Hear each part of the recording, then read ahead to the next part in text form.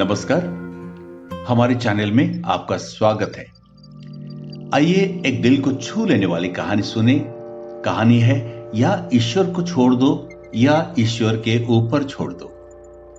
एक प्रसिद्ध cancer specialist थे जिनका नाम था डॉक्टर मार्क। एक बार किसी सम्मेलन में भाग लेने के लिए किसी दूर के शहर जा रहे थे।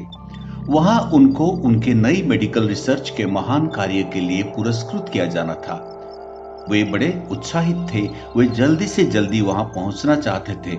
उन्होंने इस शोध के लिए बहुत मेहनत की थी। बड़ा उतावलापन था उनका उस पुरस्कार को पाने के लिए। जहाज उड़ने के लगभग 2 घंटे बाद उनके जहाज में तकनीकी खराबी आ गई, जिसके कारण उनके हवाई जहाज को आपातकालीन लैंडिंग करनी पड़ी।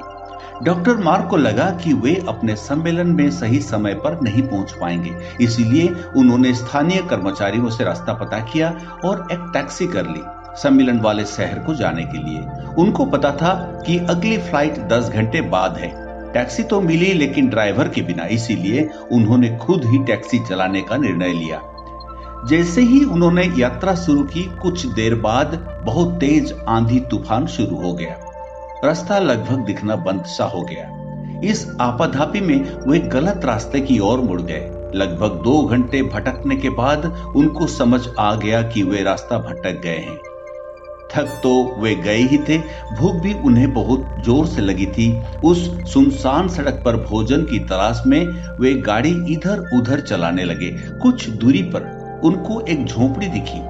झोपड़ी के बिल्कुल नजदीक उन्होंने अपनी गाड़ी रोकी। परेशान से होकर गाड़ी से उतरे और उस छोटे से घर का दरवाजा खटखटाया। एक स्त्री ने दरवाजा खोला। डॉक्टर मार्क ने उन्हें अपनी स्थिति बताई और एक फोन करने की इजाजत मांगी। उस स्त्री ने बताया कि उसके यहाँ फोन नहीं है। फिर भी उसने उनसे कहा कि आप अंदर आइए और चाय पीजिए। मौसम थोड़ा ठीक हो जाने पर आगे चले जाना। भूखे, भीगे और थके हुए डॉक्टर ने तुरंत हाँ भी भर दी।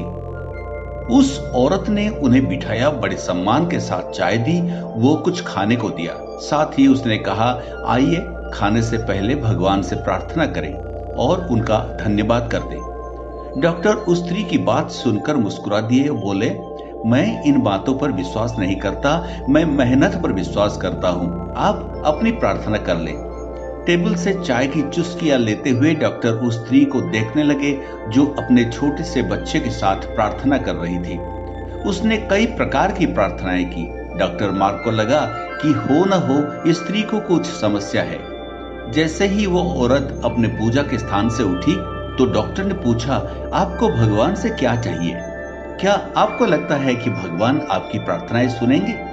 उस औरत ने धीमी से उदासी भरी मुस्कुराहट बिखरते हुए कहा, ये मेरा लड़का है और इसका कैंसर रोग है जिसका इलाज डॉक्टर मार्क नामक व्यक्ति के पास है, परंतु मेरे पास इतने पैसे नहीं है कि मैं उन तक उनके शहर जा सकूं, क्योंकि वे दूर किसी शहर में रहते हैं।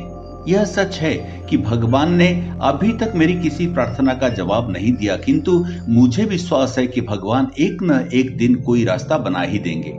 वे मेरा विश्वास टूटने नहीं देंगे। वे अवश्य ही मेरे बच्चे का इलाज डॉक्टर मार्क से करवाकर इसे स्वस्थ कर देंगे। डॉक्टर मार्क तो सन्न रह गए। वे कुछ पल बोल ही नहीं पाए।